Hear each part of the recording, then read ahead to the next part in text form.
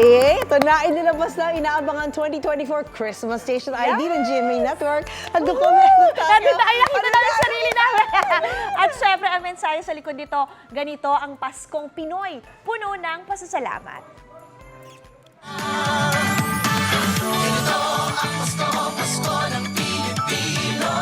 Ang Paskong Pinoy, puno ng pasasalamat. Yan ang mensahe ng 2024 Christmas Station ID ng GMA Network.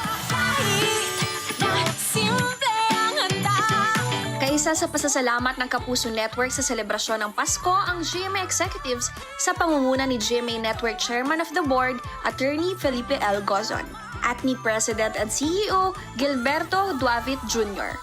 Pati na rin si GMA Network Senior Vice President Attorney Annette Gozon Valdez at Chief Marketing Officer and Head Lizelle Maralag.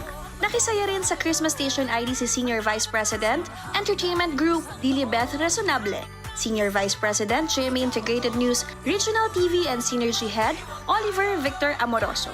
Si GMA Public Affairs Vice President Arlene Carnay at iba pang kapuso boses.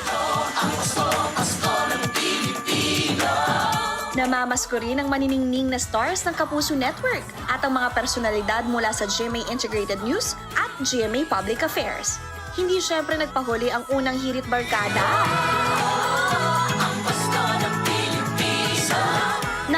Ganito ang Paskong Pinoy rin ang mga bituin ng Kapuso shows, Sparkle Stars at ang Kapuso Singers na umawit sa Christmas Station ID.